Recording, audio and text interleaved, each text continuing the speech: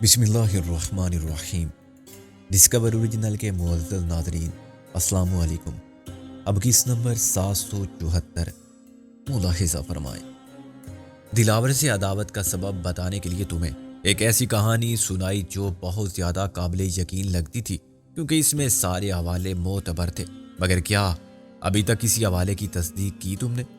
میں نے کہا تصدیق ہو جائے گی۔ کب ہو جائے گی؟ غالب نے بگڑ کے کہا، اور اب کیا ہوگا تصدیق سے بھی؟ میں شرط لگا سکتا ہوں سکندر کہ اس نے جو کچھ بتایا وہ سب جھوٹ تھا۔ آج تک دلاور نے جتنی چالیں چلی ہیں، یہ ان میں سب سے زیادہ خطرناک چال تھی۔ اس نے پہلے اکبر خان کو بڑی ہوشیاری سے آگے بڑھایا تھا۔ اکبر خان پر اعتبار کر کے ہم نے یہ نقصان اٹھایا کہ پاگل قسم کے جاہل اور خطرناک مذہبی جنون میں مبتلا کیکروں کو اپنا جانی دشمن بنا لیا۔ حقیقت تو یہ ہے کہ پیر کیکر شاہ کے مرید اپنے مرشد کے حکم کو نعوذ باللہ خدا کے حکم سے بڑھ کر سمجھتے ہیں اور مشرک ہیں، مگر حقیقت کون سمجھتا ہے؟ اکبر خان نے اپنی دولت کا جال بھی پھیلایا تھا، مگر ہم بچ گئے۔ اکبر خان خود ہی پیچھے ہٹ گیا۔ میں نے اعتراف کیا، وہ بہت تیار اور چالاک آدمی تھا۔ اس کی کہانی بھی ایسی تھی کہ کہیں جھول محسوس نہیں ہوتا تھا۔ اور اب دلاور نے ایک ذہین حسین عورت کو استعمال کیا جس نے تمہاری ہی نہیں، ہم سب کی عقل پر اعتبار کا ایسا پردہ ڈالا کہ کسی کی نظر نہ دیکھ سکی۔ مجھے بتاؤ، کیا ثبوت ہے تمہارے پاس کہ اس کا نام وہی تھا جو اس نے بتایا تھا؟ تم نے اس ہوٹل میں اندراج دیکھا تھا؟ میں نے نفی میں سر ہلایا۔ نہیں، یہ مشکل تھا۔ کبھی تم نے اس کا پاسپورٹ دیکھا تھا؟ نہیں۔ کبھی رفیق سے پوچھا تھا کہ وہ اس عورت کے بارے میں کیا جانتا ہے؟ نہیں، موقع ہی نہیں ملا۔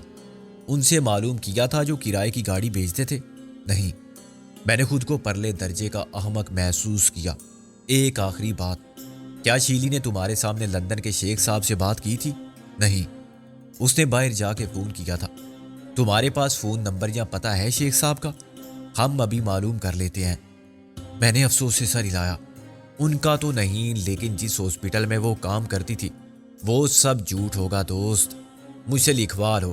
اس ہاسپٹل میں غزالہ سہگل یا شیلی خان نام کی کوئی ڈاکٹر نہیں ہوگی، نہ کبھی رہی ہوگی، نہ تمہیں کوئی شیخ صاحب ملیں گے۔ یہ ایک دلچسپ کہانی تھی جو یقیناً بڑی محنت سے تخلیق کی گئی تھی۔ اس میں کمال تھا دلاور کی ہدایت کاری کا، جس نے واقعات کو انتہائی حقیقت پسندانہ تفصیلات کے ساتھ شامل کیا تھا۔ تم خود سوچو کہ کیا لندن کے کسی ہاسپٹل میں کام کرنے والی نیورو فزیشین کسی انتقام کے اس فلمی چکر میں پڑ سکتی ہے؟ وہ صاحب جائیداد تھی، بقول اس کے کہ اس کے پاس 1.25 پاؤنڈ تھے، اور وہ خود چلی آئی یہاں اپنی ماں کے قاتل کو قتل کرنے کے لیے، پھر یہاں کہ اس نے تمہارے ساتھ اشتراک کے منصوبے پر عمل کیا۔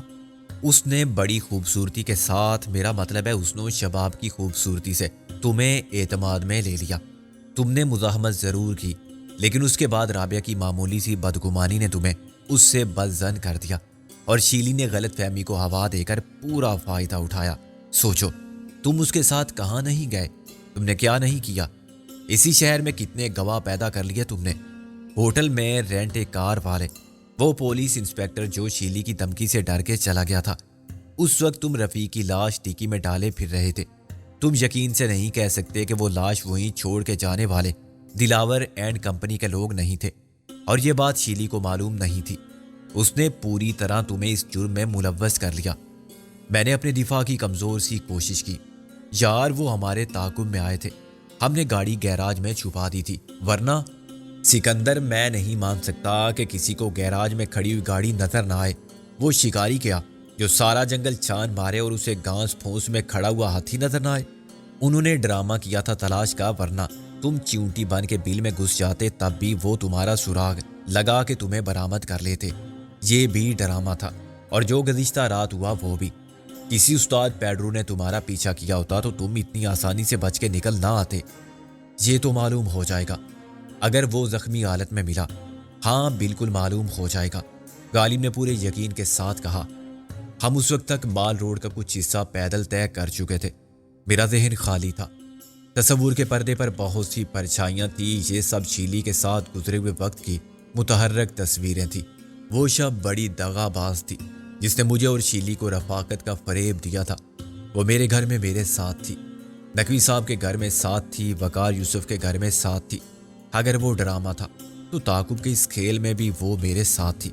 جب میں جان بچا کے فرار ہوا، جب میں نے چوروں کی طرح دیواریں پھاندیں اور کسی کی سائیکل چرا کے میں نے اسے آگے بٹھایا، تو خطرے کے اس کھیل میں بھی وہ میرے ساتھ تھی۔ لیکن یہ ٹھیک ہے کہ وہ خوف زدہ نہیں تھی۔ شاید اسے معلوم تھا کہ یہ تو ناٹک ہے، خطرے کا الارم ہے، مگر خطرہ نہ کہیں تھا نہ ہے۔ وہ اسے ایڈونچر ایکشن فلم کی طرح انجوائے کر رہی تھی۔ شامت اعمال کے بھی کتنے حسین روپ ہوتے ہیں، پرکشش اور جان لیوا۔ موت کیسے کیسے بہروپ اختیار کرتی ہے۔ شاید سب سے خطرناک روپ میں وہ ایک عورت بن جاتی ہے۔ ادائے حسن، معصومیت، ناز و ادا کی سادگی، شباب کی بے ضرر نظر آنے والی غارت گر قوت کے ساتھ اور ایک فطری جبلت کے ساتھ مرد ہی اس کا آسان شکار ہوتا ہے۔ تاریخ ایسی عورتوں کے کارناموں کے ذکر سے بھی بری پڑی ہے جنہوں نے اپنے حسن و شباب کی تابکاری سے زیادہ تباہی کی، کیونکہ قدرت نے انہیں چہرہ جسم ہی نہیں، قابل رشک عقل و ذہانت بھی بخش دی تھی۔ میں یہ تصور کرنے کی کوشش کر رہا تھا کہ آخر شیلی نے کیسے نقوی صاحب تک رسائی حاصل کی ہوگی۔ ICU میں پہنچ کے اس نے کیسے نقوی صاحب کو ہلاک کیا ہوگا۔ انتہائی نگہداشت کے یونٹ میں ہر وقت ڈاکٹر موجود ہوتے ہیں اور نرسیں سب دیکھتی رہتی ہیں۔ مریض کے سرانے مانیٹر لگے ہوتے ہیں جو ہر سانس کی خبر دیتے ہیں، نبض کی، دل کی، دوران خون کی کیفیت کو مسلسل ظاہر کرتے رہتے ہیں۔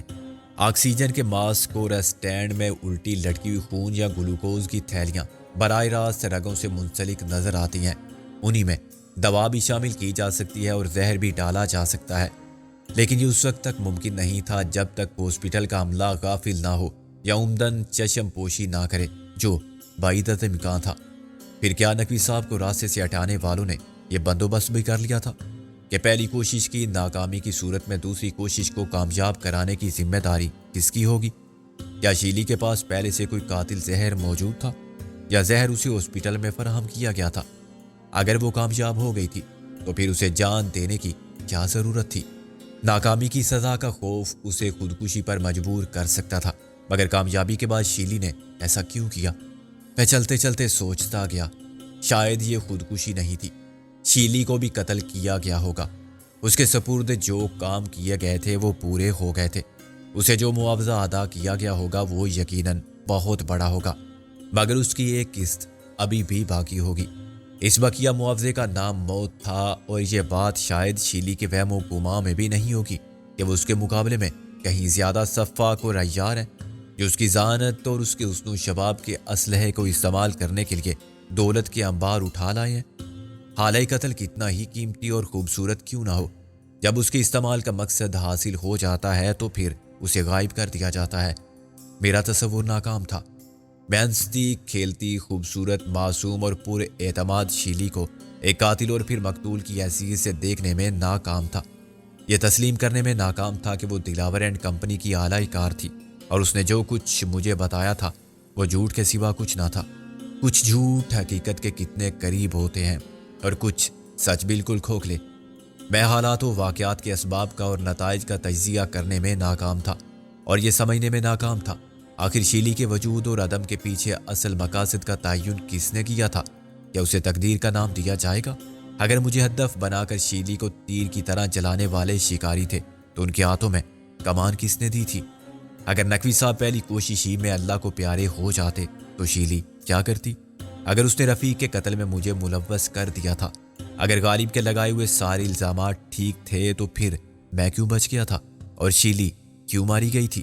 انگنت تصدیق طلب جھوٹ اور سچ کے انبار، مفروضات اور قیاس آرائیوں کے سلسلے چھوڑ کے شیلی مر گئی تھی۔ کسی شہاب کی طرح وہ میری زندگی کے افق پر نمودار ہوئی، پھر پل بھر کے لیے اس نے اپنی خیرہ کن روشنی کی لکیر بنائی اور پھر خاکوں کے تاریکی میں شامل ہو گئی۔ ہر شہاب ثاقب کو انسان اپنے خیالات کے آئینے میں دیکھتا ہے، کچھ اسے منحوس قرار دیتے ہیں اور اس کے نحس اثرات سے ڈرتے ہیں، کچھ اس کے برعکس کہتے ہیں کہ جب تارا ٹوٹتا ہے تو اسے دیکھتے ہی مانگی جانے والی دعا قبول ہوتی ہے۔ علامہ صاحب نے خود فرمایا تھا، ستارہ کیا میری تقدیر کی خبر دے گا، وہ خود فراخی افلاک میں ہے خوار و زبوں، کسی سیارے سے ٹوٹ کے الگ ہونے والے ٹکڑے کی طرح جو زمین کی اجنبی فضا میں داخل ہوتے ہی چل جائے۔ شیلی بھی نہ جانے کہاں سے کہاں آئی تھی اور کیوں آئی تھی، وہ شیلی تھی یا نہیں یہ سارے سوال اور ان سب کے جواب بے بانی ہو چکے تھے۔ آج کی حقیقت سامنے تھی کہ اس کا نام میرے لیے ایک الزام ہو گیا تھا۔ ایک طرف رابعہ کی پرملامت تہمت نظر کا سامنا تھا کہ اس پتھر کی خاطر تم نے میرے شیشہ دل کو بدگمانی سے غبار آلود کیا تھا۔ دوسری جانب وقار یوسف کی بیوی کی آنکھوں کے آنسو سوال کرتے تھے، کیوں لے کر آئے تھے تم اپنے ساتھ ایک قاتل کو جس نے میرے گھر سے میرے ساتھ جا کے میرے ہی باپ کی جان لی؟ میں غالب کے ساتھ ایسے چل رہا تھا جیسے کوئی خلا میں چلتا ہے، مجھے گرد و پیش کی خبر ہی نہ تھی۔ اچانک میں نے خود کو انڈس ہوٹل کے گلیکسی ریسٹورنٹ میں پایا۔ میرے چاروں طرف عام لوگ تھے، زندگی کے دکھ ان کے ساتھ بھی تھے مگر ان کا روگ نہیں بنے تھے۔ میں نے کہا، غالب یہ ہم کہاں آ گئے؟ غالب نے کہا، تم کہاں جانا چاہتے تھے؟ شاید میں واپس جانا چاہتا تھا۔ میں نے کہا، اب یہ ممکن نہیں رہا۔ دیکھو یار سکندر، میں تمہارا دوست ہوں یا نہیں ہوں؟ غالب بولا، فرض کر یہ سوال میں نے سب کی طرف سے کیا ہے۔ نہیں، تم سب دوست نہیں، میرے اپنے ہو، میرے دستے بازو میرے وجود کا حصہ ہو۔ میں نے کہا، یہ کون کہتا ہے کہ میرے ہاتھ میرے دوست ہیں یا میری آنکھیں اور میرے ہوا سے خمسہ میرے دوست ہیں؟ یہ تو بس میرے اپنے ہیں جن کے بغیر میں تصور نہیں کر سکتا کہ میں کیا ہوں۔ شاید ایسا ہی تھا یہ رشتہ، ہم تمہارے دستے بازو تھے لیکن ہم پر تمہارا اختیار تھا۔ غالب نے کہا، ہم وہی کر سکتے تھے جو تم چاہتے تھے۔ میں نے احتجاج کیا، غلط مطلب مت نکالو میری بات کا، میں بالکل ٹھیک کہہ رہا ہوں سکندر۔ ایک وقت تھا جب ضرورت کے تحت اور ایک مقصد کی خاطر ہم نے رضاکارانہ طور پر تمہیں فیصلے کرنے کا اختیار دیا تھا۔ اس وقت بھی میں ہر معاملے میں مشورہ کرتا تھا لیکن آخری فیصلہ بہرحال تمہارا ہوتا تھا، اور ڈسپلن کی خاطر ہم اس سے اختلاف کو غلط سمجھتے تھے۔ ایک ٹیم کے مورال اور اسپرٹ کا اس کے عزائم مقاصد نتائج سے بڑا گہرا تعلق ہوتا ہے۔ یہ اسی اتفاق اور اتحاد کا کرشمہ تھا کہ محدود وسائل کے ساتھ ہم نے اپنے سے کئی گنا طاقتور دشمن کو ناقابل تلافی نقصان پہنچایا۔ یہی ہماری کامیابی تھی۔ اس جدوجہد کے سیاسی انجام سے ہمارا کوئی تعلق نہیں۔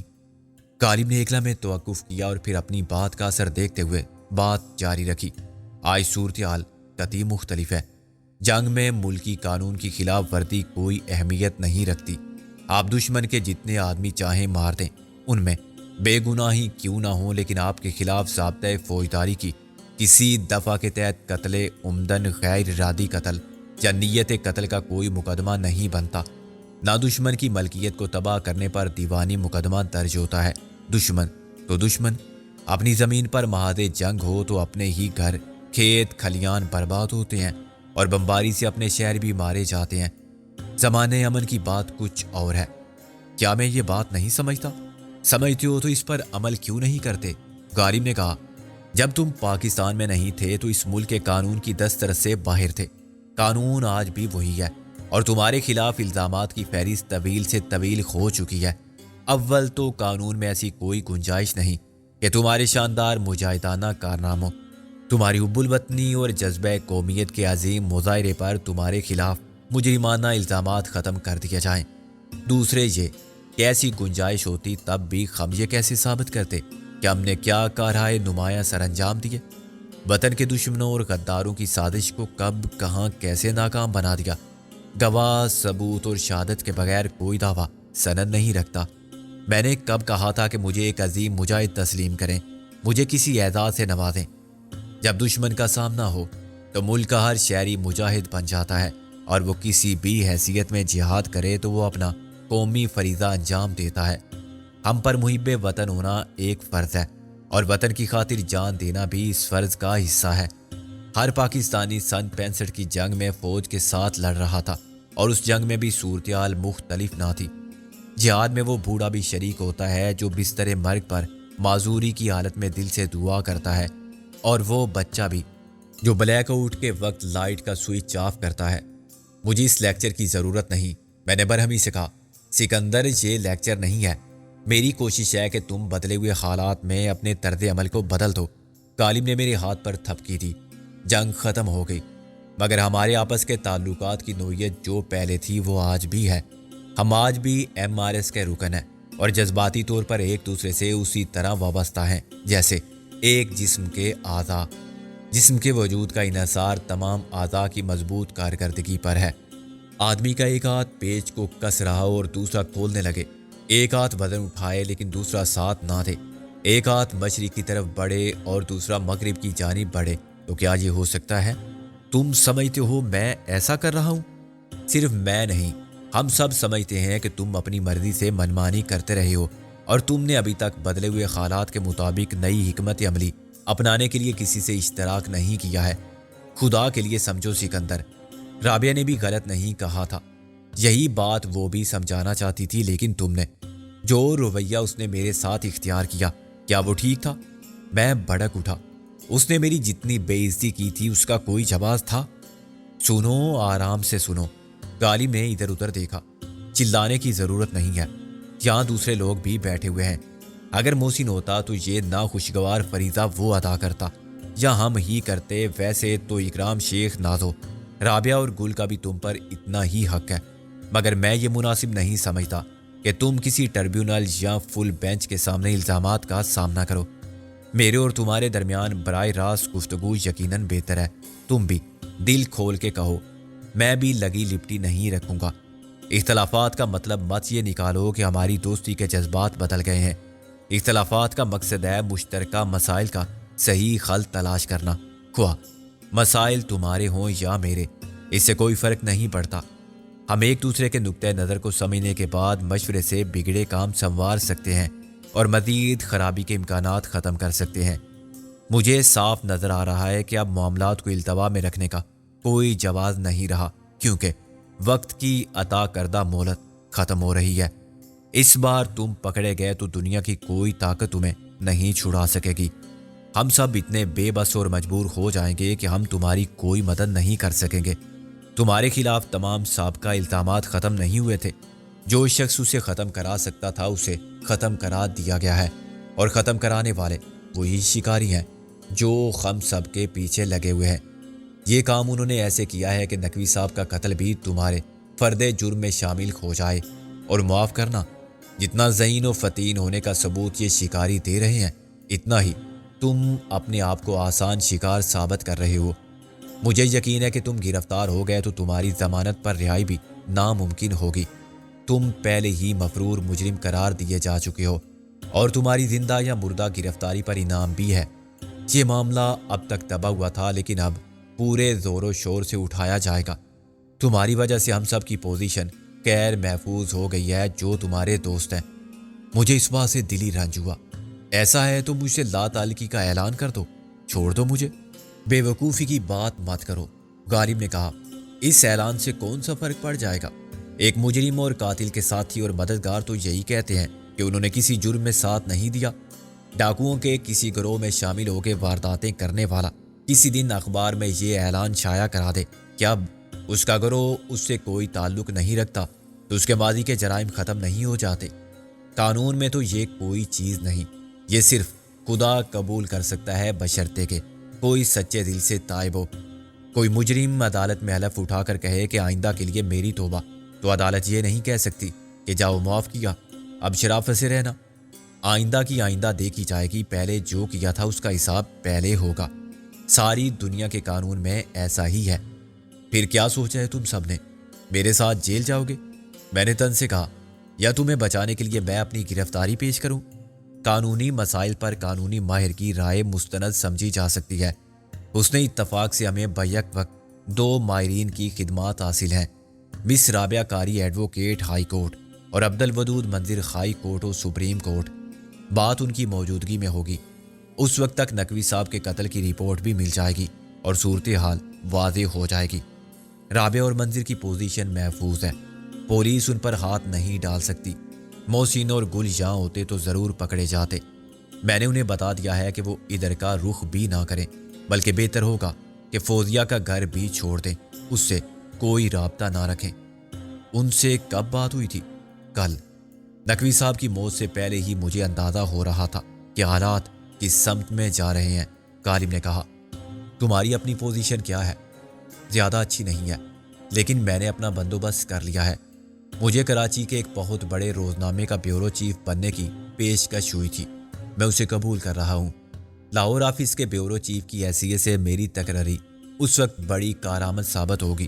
اور نازو، اسے میں نے کرائم رپورٹر لگا دیا ہے، اسی اخبار میں جہاں کبھی یہ میں کام کرتا تھا۔ غالب نے کہا، ایڈیٹر بہت دبنگ اور کھرا آدمی ہے، تم خود اسی اخبار میں کیوں نہیں گئے؟ یار چلا تو جاتا، ایڈیٹر انکار بھی نہ کرتا مگر وہ مشکل میں پڑ جاتا۔ میں نے اسے آزمائش میں ڈالنا مناسب نہیں سمجھا۔ یہی کیا کم ہے کہ میری بات مانتے ہوئے اس نے اتنی اہم ذمہ داری نازو کو سونپ دی، حالانکہ اس کا صحافت میں کوئی تجربہ نہیں۔ میں نے اسے بتا دیا تھا کہ نازو بہترین کرائم رپورٹر بن سکتی ہے، اس میں ہمت ہے، ذہانت ہے اور وہ اپنی حفاظت آپ کرنا جانتی ہے۔ رہی بات تجربے کی تو کچھ دیر اسے کسی کے ساتھ نتھی کر دیا جائے، وہ کرائم رپورٹر یا کورٹ رپورٹر کے ہمراہ ہر جگہ جائے اور رپورٹنگ دیکھے۔ میں نے اسے یقین دلا دیا ہے کہ زیادہ سے زیادہ 1 مہینے بعد نازو کو کسی کی مدد یا رہنمائی کی ضرورت نہیں رہے گی۔ اخبار میں پہلے کون کرائم رپورٹر تھا؟ وہ بنیادی طور پر کامرس کا آدمی تھا۔ کامرس رپورٹر بن کر زیادہ خوش ہوگا۔ غالب نے انگلیوں کے اشارے سے مال بنانے کا حوالہ دیا۔ چلو یہ اچھا کیا تم نے، مگر گرفتاری سے کیسے بچو گے تم؟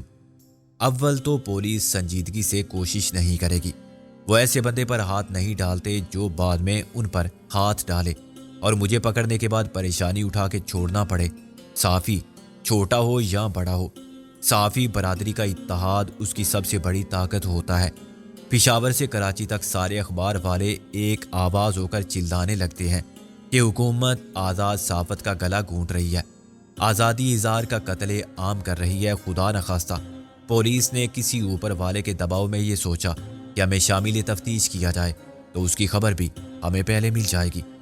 پولیس خود اطلاع کر دے گی کہ جناب اپنا بندوبست کر لو، ہماری نوکری کا خیال کرتے ہوئے ہم فوراً ضمانت قبل از گرفتاری کی درخواست داغ دیں گے اور ضمانت ہو جائے گی۔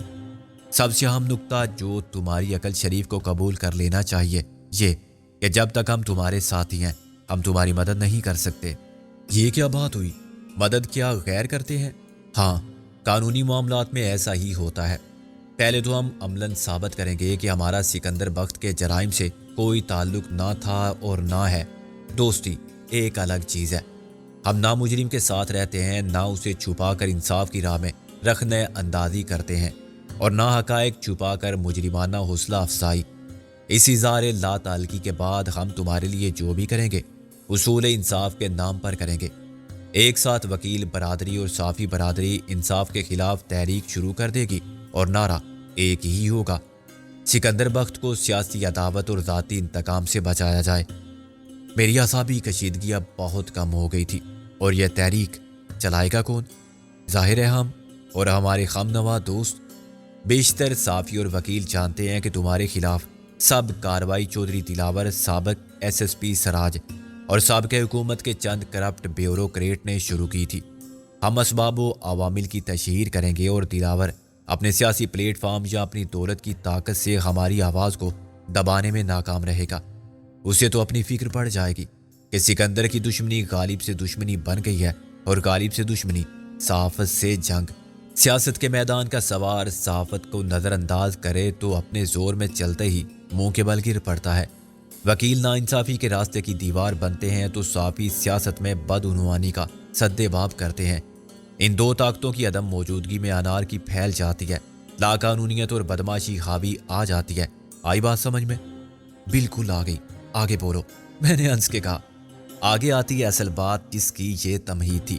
غالب نے کہا، رابعہ نے تمہارے ساتھ جو رویہ اختیار کیا تھا اس کا مقصد بھی یہی تھا، دنیا کے سامنے تم سے لا تعلقی کا اظہار۔ میں پہنچ کر رہ گیا، کیا یہ سچ ہے؟ نہیں، یہ سچ کا باپ ہے، غالب بولا۔ سب کے سامنے اس نے تمہیں اپنے آفس سے بے عزت کر کے نکالا تھا تو اس کا مقصد صرف یہ تھا کہ سب دیکھ لیں اور سن لیں۔ جب وہ دلاور کے ساتھ گئی تھی تو اس نے کسی حد تک دلاور کو قائل کر لیا تھا کہ وہ تمہیں سمجھائے گی، کوشش کرے گی کہ تم بدلے ہوئے حالات کے تقاضوں کو سمجھتے ہوئے جیو اور جینے دو کی پالیسی اپناؤ۔ اس نے بڑی ہوشیاری سے کام لیا تھا اور کہا تھا کہ میں وعدہ نہیں کر سکتی۔ سکندر خود سر اور ضدی آدمی ہے، ہو سکتا ہے میری مان لے، آج نہ صحیح کل پرسوں، 1 ہفتے یا 1 مہینے بعد، اور چودھری دلاور اس کی باتوں میں آ گیا۔ اس نے رابعہ سے کہا کہ صرف تم ہی یہ کام کر سکتی ہو۔ یہ جھگڑا ختم کراؤ، خود بھی آرام سے رہو اور مجھے بھی موقع دو کہ میں اپنی خیر دیاتی سے ہونے والے تمام نقصانات کی تلافی کر دوں۔